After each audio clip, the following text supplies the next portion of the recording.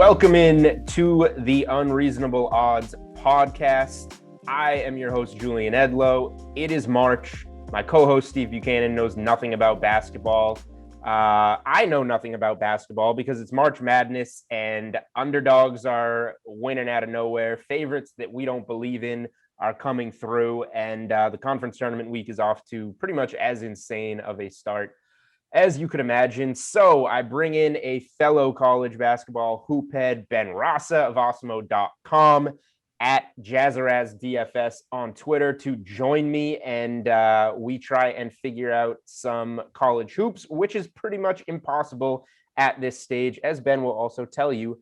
How you doing, sir? Yeah, no, you summed it up nicely. I don't know, man. I know college tournaments, conference tournaments, there's always a little wacky. Some of these teams, they know this is their only chance. This is just insane, though. We're going to dive into it, but these teams come out of nowhere. I'm not going to jump around, but Miami is running out of players, yet they keep winning. It's stuff like that each and every day that is mind-boggling right now. I did have, so these days are tough. Few losing days to start the week. I did have Miami +9 in the Clemson game. After I bet Pitt the day before, I learned my lesson from that one. Real good. Yes, you were on Pitt as well. Yes. Miami looked great. I didn't sprinkle on any Miami +340 money line in that game because Miami got it outright over Clemson. Now we might as well just start there since we're talking Miami. In the ACC tournament, which actually we should mention the Duke news right off the top. If there was a get right spot for me that I was very confident in, one of my bigger bets this week, I played FSU. I wrote it up in my best bets article at -2.5 on Wednesday night for the Thursday game. Wake up Thursday morning, it's at -4. Beautiful, great work. Duke, positive COVID case. They were right on the bubble. This win probably would have been the one to get them in if they could have upset FSU in the tournament. I don't think it was happening. I think -2.5 was a gift, some recency bias from Duke winning two meaningless games that they should have won, and then getting lined up with FSU in a bounce back spot off of an embarrassing Notre Dame loss. But Duke season's pretty much done now. FSU, I guess, gets the whatever they're on, like a quadruple bye now into the next round. But yeah, I mean, any thoughts on does this mean anything to you with the cancellation of Duke? No, not. I mean, yeah, their season's over. They needed to make a run. A lot of people said that they needed to get the auto bid. I think if they would have made a run, got lost, say, in the ACC finals, they would have put them in. But beating Louisville is not going to get it done. Nice little win, but that's not it. So that's one less team to worry about. You did mention the Miami game. Yeah, they get Georgia Tech today. That's a weird one. I mean, I assume Miami's running on fumes. This is the third game. They only have 6 scholarship players. I do like Georgia Tech in life, but these teams are dangerous right now, clearly, in this conference tournament setting. So Georgia Tech was a team that got a lot of buzz earlier this week to win the ACC tournament. They were +2,000 on DK Sportsbook. They came down to +1,000. I still like them at +1,000. I wrote them up in my conference tournament winners article. I'm not laying 9.5 against Miami right now. They should get by this game. They should win this game. This is where I would hope the road ends for Miami, but I don't hate 9.5. Like those guards, McGusty and Wong, are very good. They control the game. I like what Georgia Tech's been doing recently. They have a good backcourt. They have good guards. They have some good size, which is if they get to Miami, it's got to be the size. Miami has like one real big man. And if he gets in any kind of fouls, then you're playing some kid off the bench who is like not even on scholarship trying to play center against a Georgia Tech team that's playing really well and has some big guys. So you look at this one, and like Miami's been covering. Miami's won 3 in a row. They won the last regular season over BC. They're 4-0-1 against the spread in their last 5. So they're covering. I think they can probably keep this one in single digits, which will get you the cover. But you look at Georgia Tech, 6 wins in a row. They've covered, what is this? They've covered 7 in a row. But over that time span, the largest they've been as a favorite is 8.5. That was their last game against Wake. Wake is pretty awful. They did beat Miami 87-60 in that span as a 4-point favorite. That makes it tougher to back the Hurricanes. I don't know what to do here. I'm baffled. Yeah, I mean, it's a spot I'm not going to back Miami, and there's just no chance. But I also am not really looking to lay almost double digits. This is a game that I'll probably keep an eye on, and if for some reason, and this happens, they're coming in off a double bye. Miami's been playing. Say Miami starts pretty quick. I might look to shave a couple points off and jump on Georgia Tech because I do think that they win this game and win it somewhat comfortably. It just seems like a pretty reasonable line. So if I can steal Georgia Tech, -6, -7, something like that, I'd be much more prone to do it. I do think they move on, but I'm also, you look at the money line, it's very, very juicy. You're not going to go there. So you're kind of frozen out unless you think that Miami can keep it close. And I'm not exactly sold on that just yet. Yeah, Georgia Tech live would definitely be something that would interest me if Miami does continue some of that momentum in the first half. Maybe Georgia Tech a little rusty. That's somewhere that you can interest me. Let's go over some of these early games quickly with kind of that same mentality, because I think this will be coming out in the afternoon. Some of these games might be live, but let's just give our leans, say where we're at. And if you have the time to fire on them, you can. If you want to get a better number in game, great. Quickly, these two 11:30 games, big 11:30 games, Michigan State, Maryland, Oklahoma State, West Virginia. Michigan State's 1.5-point dog against Maryland. I kind of like them coming in hot, and they're also coming off a loss to Maryland, which I think people are looking at and maybe leaning to Maryland here. I think that Michigan State's momentum, Izzo as a tournament coach, that's a place to go. And the value is on West Virginia. The revenge narrative is on West Virginia after that loss, but Oklahoma State just keeps doing it. They're the real deal. They're going to have Cunningham back. They're going to have both guys that were hurt on Saturday back. West Virginia is a growing favorite. If I can get like 4 or 5 points in game with Oklahoma State, I'm pretty cool with that. That game, pain point. I hit that before the Cunningham news on Saturday. They outshot him, they out free throwed him, and I credit to Oklahoma State. Talk about a scrappy team. No likely, and they still got there. I want to just echo what you said though. Michigan State, I like them as well. Just looking at that game, yeah, Maryland did smoke them in College Park. Michigan State was 8 of 28 from three in that game, 28%. Maryland shot 50% from three. Maryland shot 96% from the free throw line, 23 of 24. Maryland shot basically 50% from the field, Michigan State 33%. So, obviously that's some credit to Maryland's defense. I don't think we see that here. I do think we see that Michigan State has found something, not just because they beat Michigan, just in general, they've looked better. You're going to give me a point and a half. I would gladly take that. I definitely want a position on Michigan State, even if I get it live. All right, there we go. Noon games really quick. The most interesting ones, Syracuse and Virginia. Syracuse shot the lights out from three against NC State. Virginia is now a 5.5-point favorite. I think this one opened 4.5. Virginia Syracuse can be some weird games, some grinders sometimes. Totals at 130. Anything you're looking at in that one? Not really. Virginia's just so difficult. They put the stranglehold on them. Obviously, they're going to play good defense. It's going to come down to how they shoot. I mean, going up against the zone, probably a methodical game. I do think Virginia wins. Not the one game. I'm just going to jump around to the other noon game. What are you going to do with? So I think one of the big question marks leading into March Madness is how many players does Villanova have left? They are down both now. Gillespie's gone. Moore is gone. Georgetown is taking money, as I think we all knew they would in this game. It's down to 6.5. They looked pretty good yesterday against Marquette. I think it's more a question of where is Villanova at without their entire backcourt.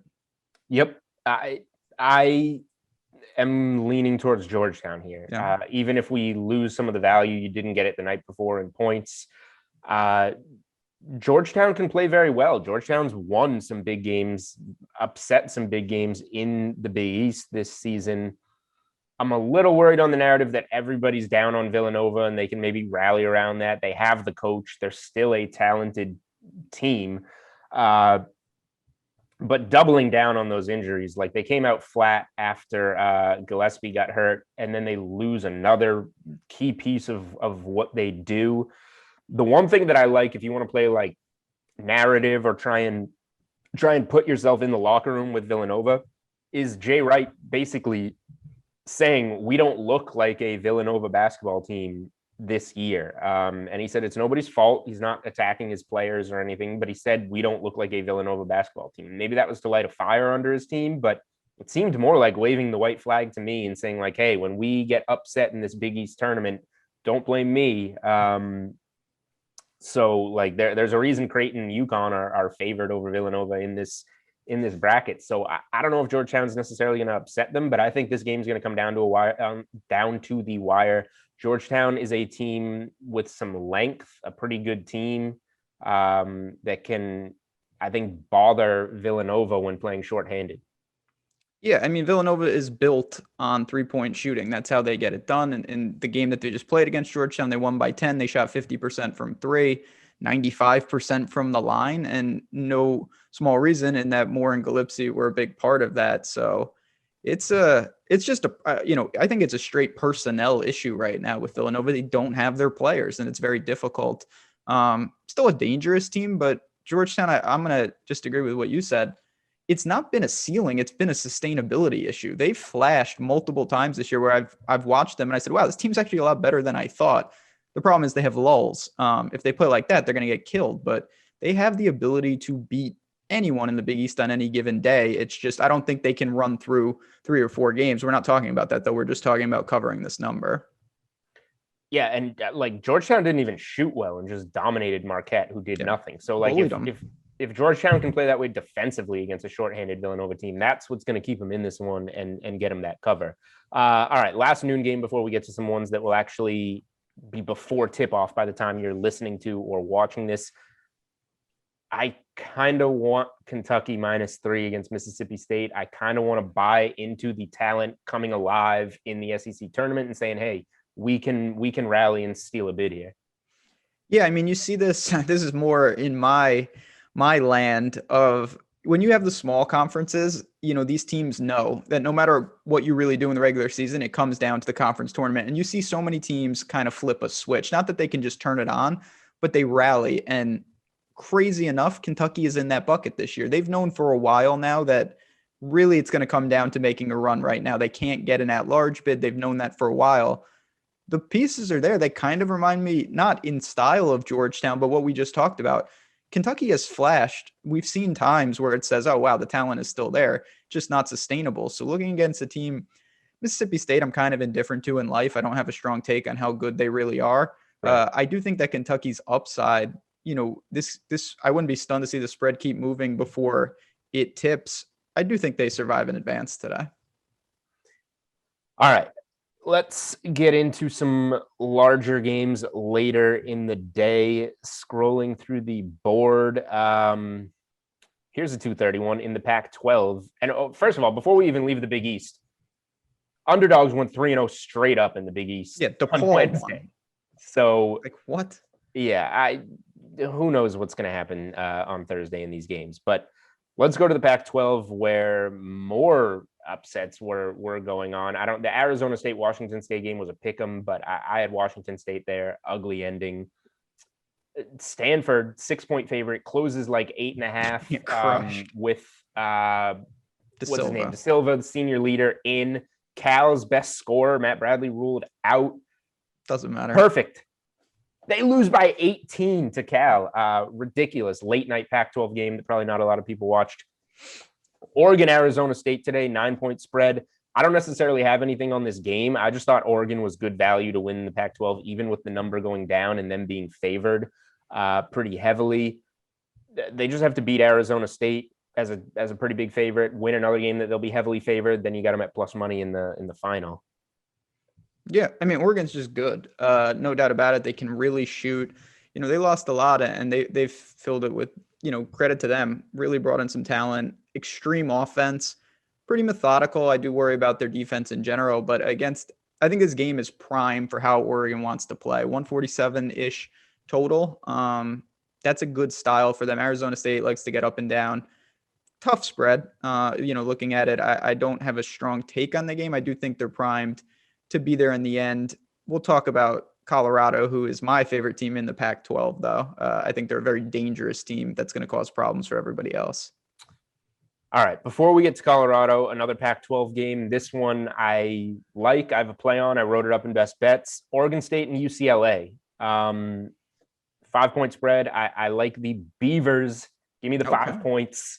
This is a team that's come on late in the season in the Pac-12. They were not good early, but they have been good of late. These two teams met the last time they met. It was at UCLA. Bruins were a double-digit favorite. Oregon State covered the game. They lost by 5. But this was, at a different point, different stage in the season. And the score was 57-52, which I like. This is going to be a grinded out game, not as many possessions, good for an underdog, obviously. And you look at what happened down the stretch. Oregon State lost the last regular season game to Oregon, who is a very good team. That's a reasonable loss, not a bad loss at all. Prior to that, Oregon State had won 4 of 5 games and we're on a 7-0 against the spread streak. UCLA comes into the Pac-12 tournament on a 3-game losing streak. Now, they were underdogs in all 3 games. They lost to the best 3 teams in the conference pretty much. But maybe that takes some momentum away. I just think, I don't necessarily know if Oregon State wins the game or not. I just think this is kind of destined to be a close game. I think we see this in a lot of conferences. It's just, you got a team or two that to me is above the rest and everybody else is pretty interchangeable. And when you're getting, more than a couple points, it's always somewhat appealing. And UCLA as a team, I thought they won a lot of fortunate games over the year, and then they played some of the better teams and naturally they regressed. I just don't really know how to accurately peg these teams. And when you get in those situations, I tend, if I had to take a side, I did not bet this game, but if I did, I would take the points just because I have these teams pretty jumbled together in a slow, methodical game. Should stay close, and that's going to lean at least to give Oregon State an opportunity. Yep. Let's go to your Pac-12 team and talk Colorado here. That is the late night game. Colorado, California. Cal coming off the how many points away from the spread was that? We're getting many, between 25 and 30. We're getting way up there. 14-point favorites. Yeah, that's the problem. That is a problem. I don't know what you can do there, but I do want to just give a quick plug to this team. They're certainly going to be dancing. I think they're very live to win the Pac-12, and I think they're live. We're going to see what the bracket looks like to cause some damage. McKinley Wright is unbelievable. They are, and I know you'll like this because we back Creighton a lot. Colorado is the number 1 free throw shooting team in the entire country, 83.5%. So when they get ahead, it's impossible. They've got multiple guys that shoot it at an extreme clip. They do not give games away. And in a tournament setting, that is the type of things you need. I don't think they'll need that today against Cal, but when they play a team like Oregon, they play USC, if they play someone, very good in the bracket, being able to close is huge. And they have an All-American guard in Wright. So this is a team that I'm primed to think is very dangerous in the coming weeks. I agree with you. I think that Colorado and Oregon are probably the 2 most dangerous teams, which leaves USC out of the mix, a popular team. They're 7.5 point favorites over Utah. Anything there in the Pac-12? Not for me. I mean, I have zero take on that game. Yeah, same. They are a talented team, but I also have them behind Colorado and Oregon. Okay. Then we move on. So many conferences to talk about, honestly. I don't even know where to go. We've already done most of the ACC. So we have one ACC game left now because of the cancellation. So UNC walloped Notre Dame. They were up 50 at one point in time. They are now 3.5 point favorites against Virginia Tech. I think that game just reminded us, hey, UNC still has, this isn't Duke. Duke had a really bad year. Now they're completely irrelevant, but people still talk about them because they're Duke. North Carolina has talent to, be a second weekend team, win a couple games in the tournament. And people were down on them. I think that game kind of reminded us of that. And Virginia Tech's good. I like Virginia Tech, but I tend to think that UNC is going to keep rolling in the ACC right now. Yeah, they're playing good ball. I mean, both those teams are going to be, I don't know, maybe like, let's say a 7 to a 10-ish seed, and they're going to play, if they survive their first game, they're going to be playing one of the top end teams. And I would assume you're not going to be thrilled if you're, Michigan or Villanova or whoever, if you see North Carolina coming down in that second game. They're a dangerous team, and Virginia Tech is dangerous. Both these teams are explosive offensively. I think I lean to North Carolina. Again, not one of my favorites. There's still enough games today where, I'm picking my spots and you have a lot of options, but that spread feels about right. Yeah, I'm with you there. That's not Virginia Tech isn't a team that's going to let what happened to Notre Dame happen to them. No. In their first ACC game. Let's run through a couple of Big East games. We still have a few left on that side. I think this one's interesting. The 3:00 game, Seton Hall and St. John's. Seton Hall was a popular play, I would say. Got a lot of line movement on Saturday. Lost to St. John's. Yes. Now St. John's is at MSG and an underdog again in this game. I kind of lean to Seton Hall's taking money, but I kind of lean to St. John's here again, given the situation. So this is a weird one. I was on Seton Hall in that game on Saturday. I felt like a genius because they started the game 18-0. Yep. And I was like, okay, beautiful. This is what I need. Obviously, it was not to be. It's tricky, though. I mean, St. John's shot unbelievable. 52% from the field, 45% from three, 81% from the line. Everything else kind of was pretty even across the board. This is a tournament game. This is elimination, I think, all the way through. Both these teams are squarely on the bubble, and I'd say they're squarely probably on the outside looking in. Seton Hall has lost 4 straight. I kind of lean to them to get some revenge here against the Bonnies, the Red Storm. I do think that maybe the shooting regresses. They've done a lot of good things. They've got the horses. There's no doubt about it. They just need to shoot better from 3. I think they do that today. The spread has moved a little bit. I still kind of like it, though. I will lay the points with Seton Hall. All right. That's why these games are so tough. I kind of like I want Seton Hall, but given St. John's has the momentum, I think, from the matchup almost coming back from that. And I think some of that momentum could come into this game early. And then it being at MSG, Seton Hall is a local school too, but MSG is kind of St. John's gym. I don't know. I'm probably not going to bet that game. Speaking of games with 18-point deficits and the other team coming back, Xavier, who needed a win yesterday, was up 19 on Butler. So, of course, they lost in overtime. And now Butler plays Creighton. Creighton is a 10-point favorite in that one. I'm not touching anything. Creighton should win and most likely get UConn in the next round, because just to go to the next game, UConn is like a 13-point favorite, 12.5-point favorite over DePaul. I'm not betting either of these games. I'd be shocked if either of the favorites lost. Anything different to say about either of those? No, I mean, I don't understand what Xavier was doing yesterday. DePaul is another team that Bizarro wins. Connecticut, of all these teams, we're talking about 4 teams here. Connecticut is on the upswing. Book Night is back. They are healthy. Creighton, of course, has an unknown with the controversy, and they had problems before that just in general. I've backed them a lot this year. Extremely We know explosive. their problem. They can't shoot free throws. And let's pull up the numbers because it's quite, 321st in the country. I'm sure most people are saying, how was that possible? I didn't know there was that many teams. Yeah, that's right. They're that far down. It's a killer, and they're up in a lot of games, and they cannot sustain it. They're a good 3-point shooting team, but I don't get it. I do think they'll get past Butler today, but Connecticut is extremely dangerous with the way they're playing in life.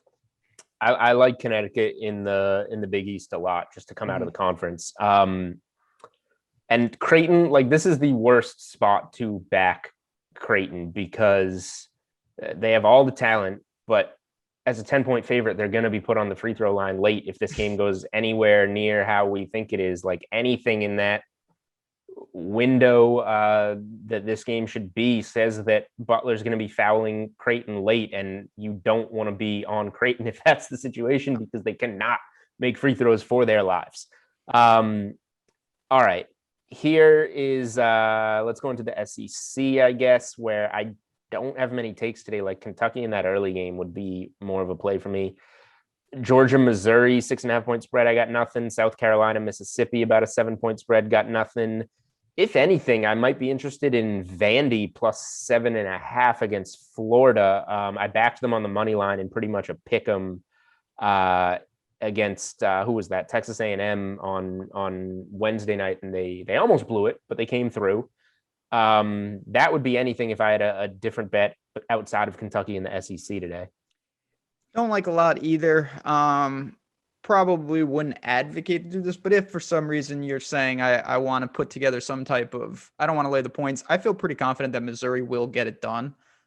They're just a battle-tested good team. They're kind of like LSU in my mind, who we'll certainly see tomorrow, but them against Georgia, I think they get it done, but 6.5 is that type of number. I feel like it will be that type of game, low variance style.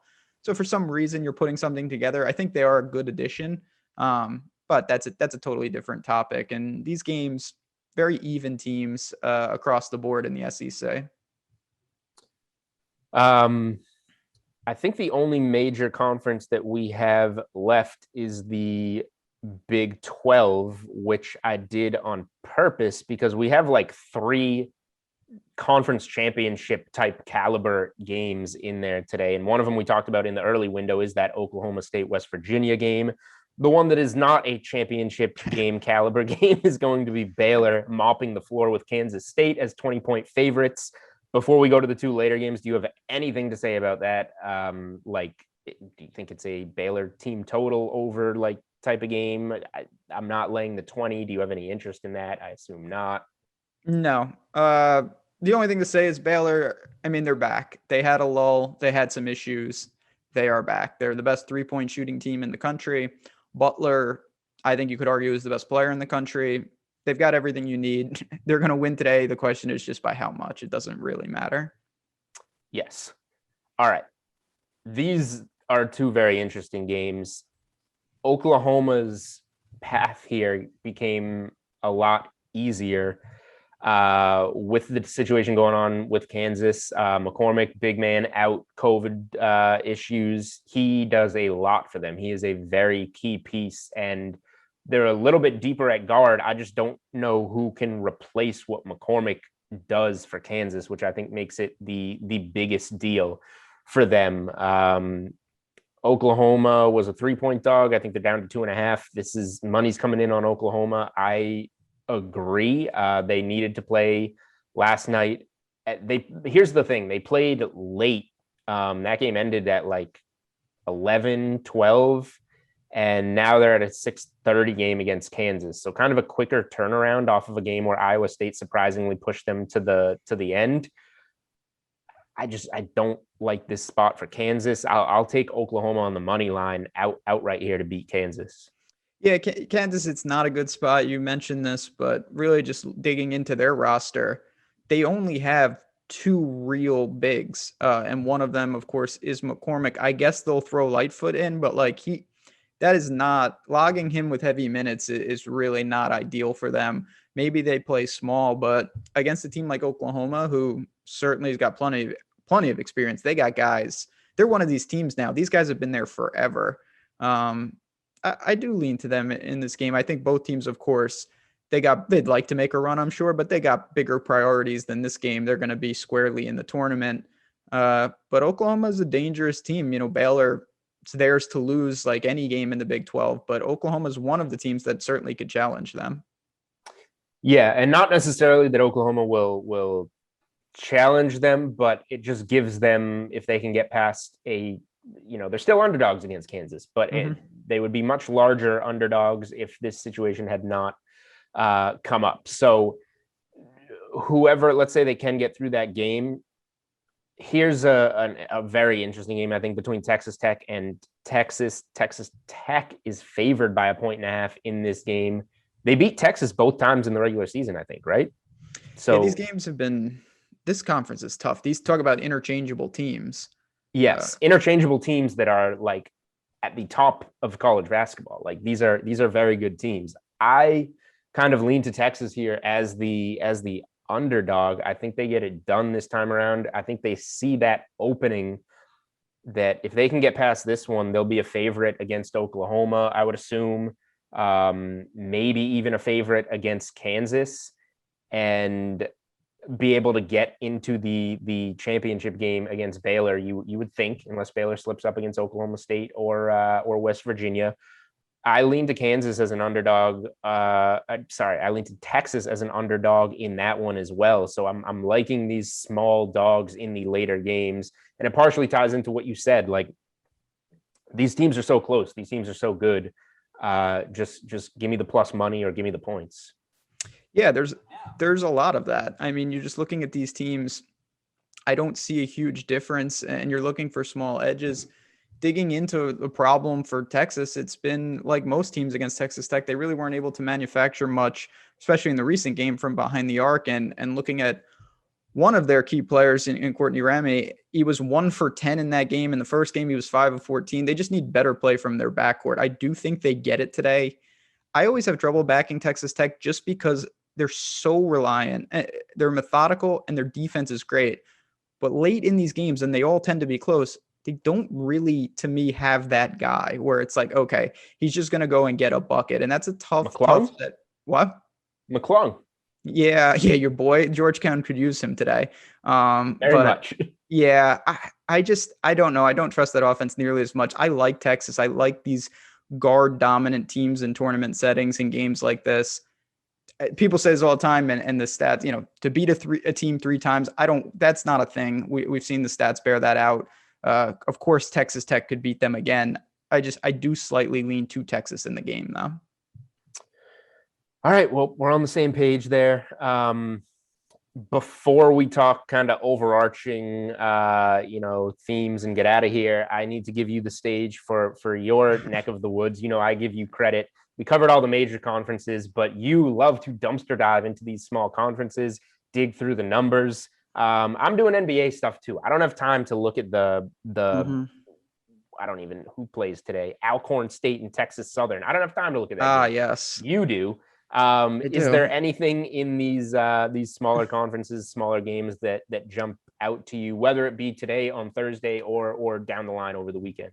So I'm going to point out 2 teams and then one side today, incrementally getting worse. So Colorado State is a true mid-major. I think a lot of people are familiar with them out of the Mountain West.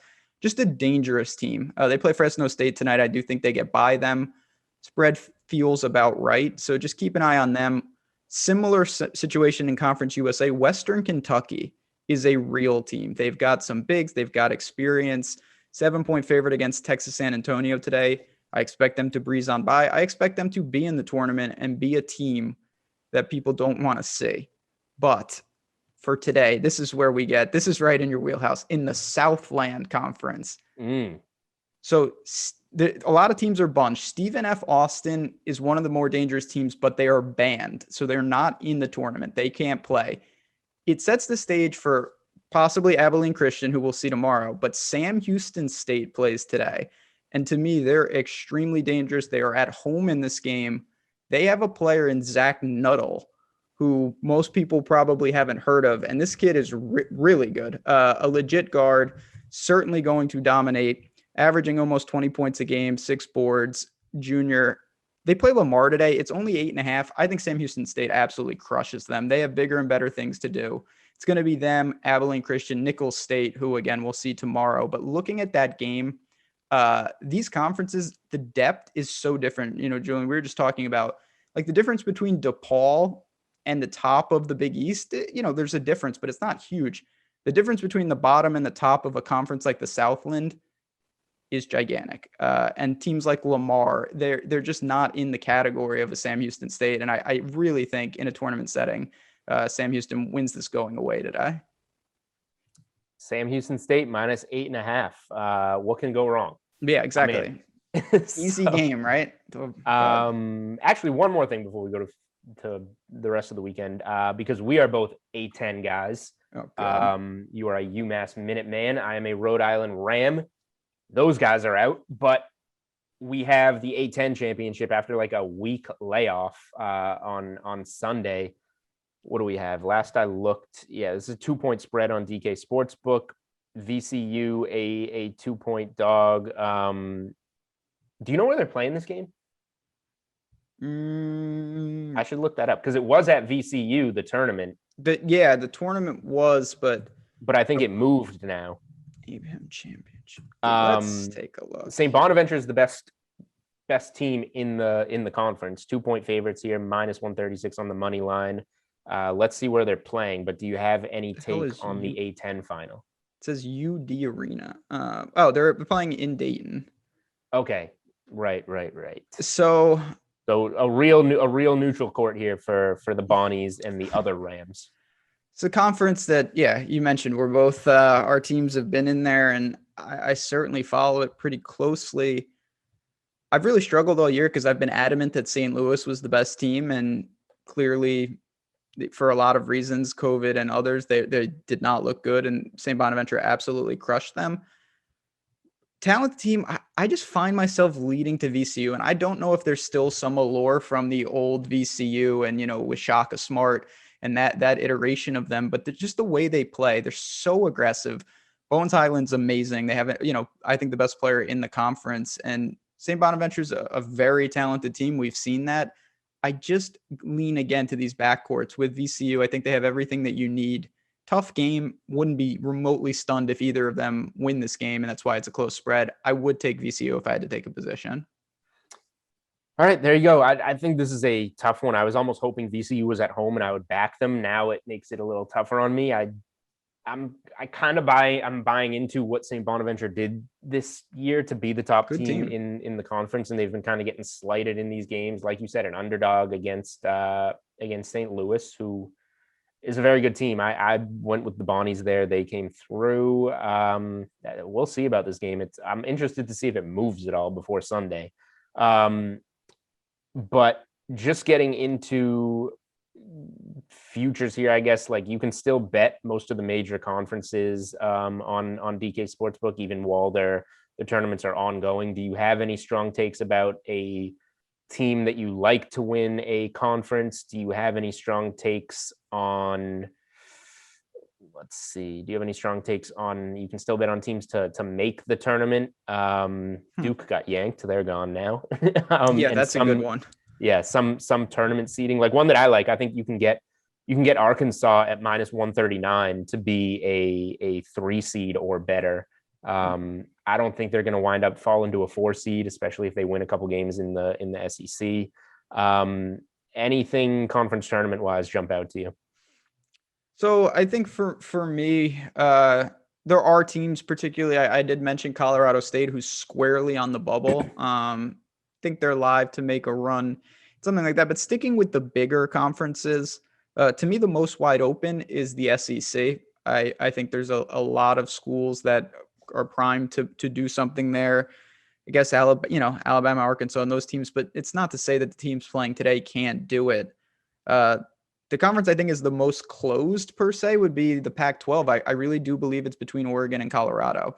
I don't think that those teams playing today outside of those two are really live to do stuff. The Big East situation's a mess because Villanova's crushed all the value. A lot of these teams have really shot down. UConn, I guess, if you strongly believe, but there's some stuff out there. I tend to look to maybe manufacture it game over game with some of these just because it's so in flux with COVID. So many things are happening. It's hard to get an in-depth position if you have to win 3 or 4 games. Agree. I'll say this. I think Illinois being out there at +275 to still win the Big Ten is good value. The week that they just had, I would argue, is as good a week as any team has had in college basketball this season. I think all 3 of those were road wins at Wisconsin, at Michigan, at Ohio State. Without doesn't get much more impressive than that. Yeah, and they were without Ayo in some of those games. Exactly. Like it doesn't get better than that. So they're a team right now that, everybody plugged Michigan as like the 3rd best team, and obviously Gonzaga and Baylor. Illinois might be on that level when they play their best with their guys. Like, I think they're a team that just odds wise you can get the best money on right now. I don't see why they're not going to be that 4th, maybe 3rd, leapfrogging Michigan #1 seed and really be in there contending in the Final Four or a championship game. So there's one conference that's really not on the board, but I want to ask you before we bounce on out. What do you make? Because a lot of people think this could be the third best team. What do you make of Houston, who is extremely battle tested? They're incredibly good defensively. They smother teams. They know what they're doing. They're probably going to be a 2 seed. How dangerous do you think they are? I think they're good. I think they have a high ceiling, but they're a 2 seed that I want to see if I'm a 3 seed or if I'm the 1 seed in my conference. I want them in there. And it's not really disrespect to Houston, but it's just I would rather see them than Alabama or Iowa or whoever else may wind up there. And I really do think like the 4 expected number 1 seeds are the best teams by a pretty wide margin. I think there's a big margin to these teams that we start to talk about at 2, but I would rather see Houston than the other teams that we're expecting to get that 2 seed. I think they're just more beatable, and you kind of want to see the teams that haven't been as tested recently by teams as good, which also means if you're a 2 seed, maybe you want to see Gonzaga because we've got Baylor going to overtime at West Virginia. We've got Illinois having the week they just had on the road. Like Gonzaga hasn't had that in a long time. And I think it was great that they got pushed to the limit, had to dig deep late to beat BYU. I think that helps Gonzaga going into the tournament, but it's not the same as going to overtime at West Virginia. No, no doubt. I mean, you can't manufacture that. Gonzaga may just be too good, and we're going to find that out. But if they're not, it's certainly not good to go in undefeated. I don't think there's an argument there. You learn, and it's better to take some lumps along the way. Now, if they blow everybody out and they're that good, it won't matter. But that's going to be tough. It's a very fascinating year. I mean, there's teams Houston, Loyola, Chicago up there. Winthrop only has 1 loss. You're going to see outrageous mid-majors, blurs the lines. It's always wide open, but this year feels like it's even more in disarray for some reason. I mean, it is. And you're exactly right on Gonzaga. Like they haven't been tested and we're about to find out, does that matter that they haven't had that test, or are they simply too good and they will get it done anyway when they need to get it done? I will have plenty more podcasts before the tournament actually starts, so I don't have to get pinned down and give an answer here. You won't be on this podcast again before the tournament starts, so we don't even have a bracket. You have 100% right to change this, but I'm going to make you pick. You got to pick your champion right now. Your favorite champion, who you think is going to win the tournament, and your favorite bet, which can be different given the odds. And they're vastly different because I'm going to cop out. I truly believe that Gonzaga is that good. I think they are going to run through everybody, and I wouldn't coach them in the betting market with a 10-foot pole. Simple as that. The team that I'm looking to in the betting market is Colorado. I think that they're very live to make a run. You've talked extensively about this. With the Golden Boy, you don't have to hedge out when you've got Tampa futures, but you've mentioned to me in the past when we did some shows, you're always primed to, you lock that in at really good odds, and then you can unload smallly, take some profit. That's what I plan to do with Colorado. I mean, they're sitting at a very lucrative number, and you can even talk about them getting out of a region potentially. Winning the whole thing is probably far-fetched, but they're the type of team to me that if you're looking to maybe roll the dice, and we'll see where the bracket comes out, I'm going to probably take Colorado to really make some noise in this tournament. If I had not hedged my Tampa futures, I would have made so much more money on that magical run by the Golden Boy that you speak of. But real quick, on DK Sportsbook, Colorado plus 5,000 to win it all. But we don't think that's going to happen. Plus 1150 to reach the Final Four. Yeah, that's 4 wins. That's something you can take at big money and start to hedge out of with just a Sweet 16 appearance type of deal. So that's exactly what you're talking about there. And I do agree with you. Right now, I'm with Gonzaga winner it all. I do have plus 1,000 tickets on Gonzaga, so I have some rooting interest there, and we'll see. We'll see if some hedging comes along the way. But so much college basketball going on right now, all day Thursday. Hopefully that gave you guys something. and some other plays over the weekend. Ben Rasa of Osmo.com. You can follow him on Twitter at JazzrazDFS. He has some fantastic content over there for college hoops and all sorts of things. Thank you for joining me. Hopefully we can both get back on track after a not the best of starts to conference tournament week. That's correct. This is going to change the mojo. A lot of games. Tournament is just getting started. So fun to talk as always, man. We'll do it again soon. He's Ben. I'm Julian. This is the Unreasonable Odds podcast presented by DraftKings. Good luck, guys.